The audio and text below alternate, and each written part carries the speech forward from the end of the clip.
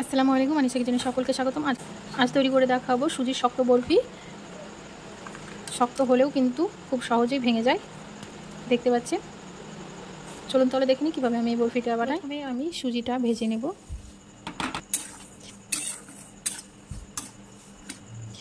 এখানে আমি সুজির পরিমাণটা নিয়েছি মেজারমেন্ট কাপের 2 কাপের একটু কম ভাবে সুজিটা নিয়েছি।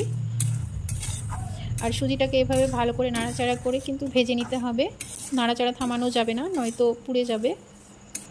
সুজির মধ্যে দিয়ে দেবো একটু ঘি, দিয়ে ভালো করে এবারও ভেজে নেব। সুজিটাকে বেশ লাল লাল করে ভেজে নেব।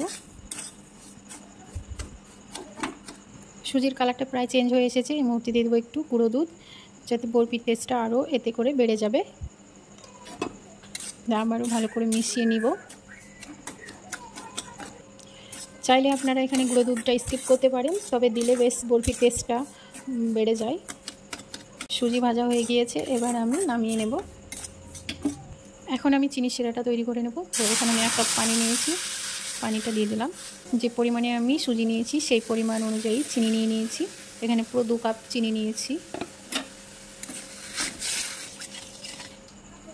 এবার আমি চিনি শিরাটা এইভাবে হাত দিয়ে দেখে নেব যে চিটচিটে ভাবটা এসেছে কিনা।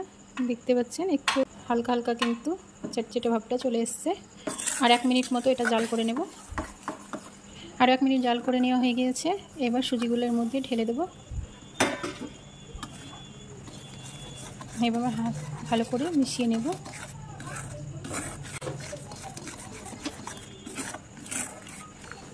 এইভাবে কিন্তু নাড়াচাড়া করে যেতে হবে, নয়তো তলা থেকে পুড়ে যাবে।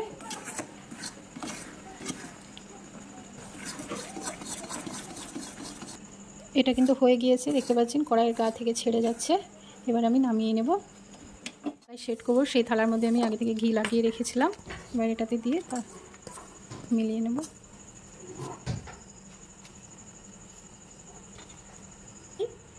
এখন আমি গরম থাকা অবস্থাতেই এভাবে কেটে নেব।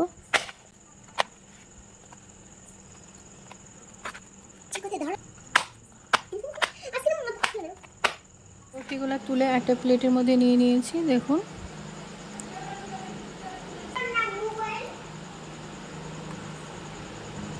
রেসিপিটা ভালো লাগলে অবশ্যই like, share, comment and subscribe করতে ভুলবেন না। আর পাশে থাকা বেল বাটনটা অবশ্যই ক্লিক করবেন, যাতে পরবর্তী ভিডিও নোটিফিকেশান পেয়ে যান। সকলে ভালো থাকুন, সুস্থ থাকুন। আল্লাহ হাফেজ। আজকে এই পর্যন্ত, দেখা হচ্ছে নতুন কোনো রেসিপিতে।